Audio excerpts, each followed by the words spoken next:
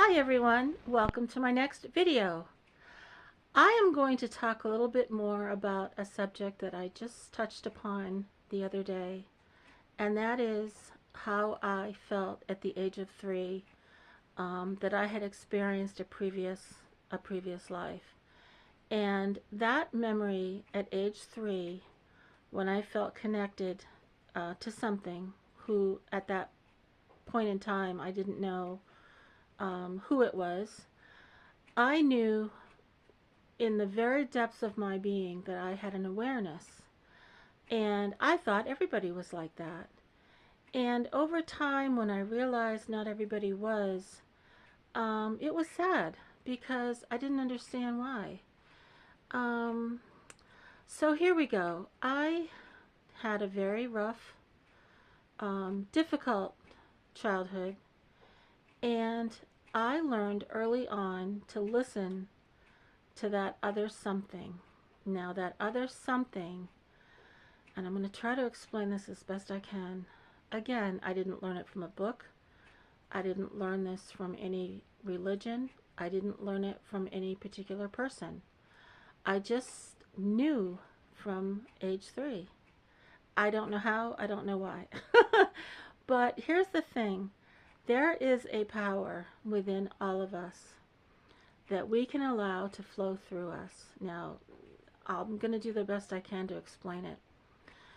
It's kind of like, you know how when you plug in a lantern or a lamp to a power outlet, and this may sound kind of silly, but the light doesn't come on unless you flick the switch.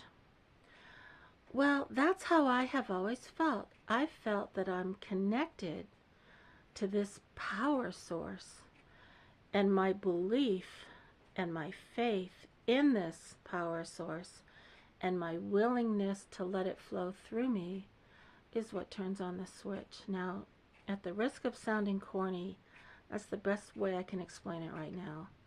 But it's a knowing. And a knowing is stronger than a belief. A belief is a feeling that something will happen, but a knowing is a firm conviction that it already is. And a knowing enables that power to flow through you. And that is what I have always depended on. Now, I'm not sure if I explained that right. But again, my childhood was very difficult, very lonely, very traumatizing. But I knew, and I described it in my book, I See the Elephant. I described it as a tiny flame inside me, that all of the horrible things happening around me threatened that tiny flame. But as long as I held on to that knowing that there was a power within me, that flame would never go out. And I told myself when I was a little girl that one day that little flame would turn into a bright, glowing fire. Now, it did. How is another story. It's also in my book. But that knowing and that conviction that I would be okay, gosh, carried me through to so much trauma. Fear is a concept I believe that we are taught. And fear will keep you from that knowing, because fear instills doubt. And when you have doubt and you question yourself, that's a weak power that makes it even more difficult to endure hardship. I hope this is all making sense. Where does this come from? It comes from this light that passes through me. Think of yourself as standing in a stream, and the water is kind of trickling over your feet. That's what it feels like to me. It feels like this energy is trickling through me, and as I welcome more and more of it, more and more of it comes through me. I wish there was a better way to explain it, and maybe I can as time goes on and I practice speaking and creating these videos.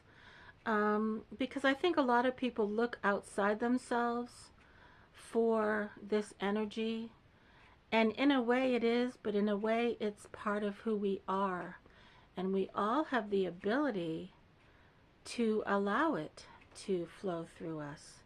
We're a conduit, or at least I know I am.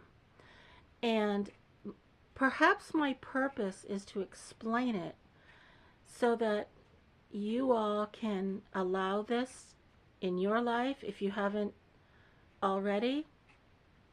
I see so much confusion in today's world. I see so much negativity, so much resentment, so much anger, and that blocks that light. That puts up a wall to being more aware of possibilities that are absolutely amazing and wonderful. Now, I have always had a sense that I was supposed to have a difficult life to enable myself to become stronger and to learn that this light will get you through everything. And I don't mean in a physical sense, because we're all here in a physical way temporarily. But again, going back to the story about my grandma, our spirit is not temporary. I am as much a part of her as she is a part of me. And not only that, but we are together in this light. And again, I just know this. I can give you hundreds of life examples, which I certainly plan to do, and I've shared some of them already. But it's a matter of believing in yourself. And when you believe in yourself, you affect others because they'll see how you believe in yourself. And hopefully that will encourage them to believe in themselves. And that's kind of the purpose of my YouTube channel.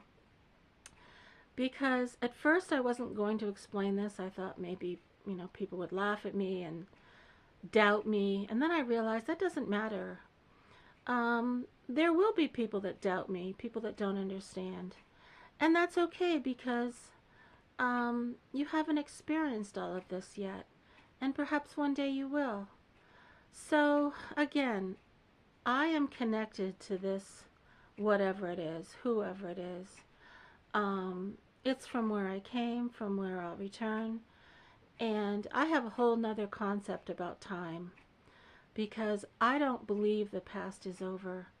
I believe the past still exists, and maybe it's in another dimension, and that we can access those dimensions.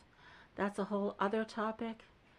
And whether or not this is true, unless someone proves to me that it isn't, I'm going to believe that it is. So with that, I'm trying to keep this short. If you have a loved one who has passed on, or a relative who you've never met that has been long passed on, they're still with you. They're with you through love, through your sense of their energy. And all it takes is a quiet moment for you to feel that energy and to allow it to pass through you. I hope this all makes sense. I've been this way all my life, and I would love to talk about it more.